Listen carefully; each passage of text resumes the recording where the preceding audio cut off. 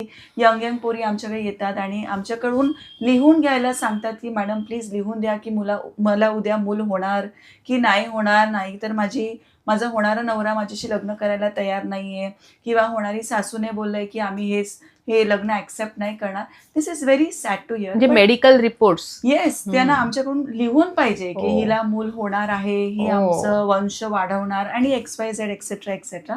So हे ऐकून आम्हालाही वाईट वाटतं. सी, बिकॉज शेवटी ती एक बाई आहे. आम्ही ज्या इमोशन्स थ्रू गो थ्रू केलंय, she is also going through it. So हे प्लीज अजिबात करू नका. PCODच्या बायकांना मूल होणार नाही हे कुठेही लिहिलेलं नाहीये. There is no documented proof. As I said, PCODच्या बायकांना जेव्हा सिम्पटम्स आहे, म्हणजे वजन वाढलेलं आहे किंवा खरंच पिरियड 2-2, 3-3, 6-6 महिन्यांनी येत आहे, हेअर ग्रोथ भरपूर आहे, म्हणजे त्यांचे हॉर्मोन्स वेगळ्याच प्रमाणात इरेग्युलर झाले वजनामुळे. येस, त्यांना मग किंवा weight loss, exercise, fat percentage कमी करून जेव्हा ते एक आयडियल वेटवर परत येतात तेव्हा त्यांना नॅचरली प्रेग्नन्सीज होतात. हे आम्ही अक्षरशः बघतो. आता आमच्याकडे खूप लांबून पेशंट फक्त प्रेग्नंट होण्यासाठी येतात. हेच रिपोर्ट घेऊन की मॅडम आम्ही 5 वर्ष झालंय लग्नाला, आम्हाला मूल होत नाहीये. एक कॉमन हिस्ट्री जर पेशंटला विचारली, जे ऑलमोस्ट 50% पेशंट हो म्हणतात की मॅडम लग्नाच्या अगोदर माझे पिरियड्स अगदी ओके होते, लग्नानंतर ते वाढत गेले किंवा पिरियड 6-6 महिन्यांनी यायला लागले, असं का?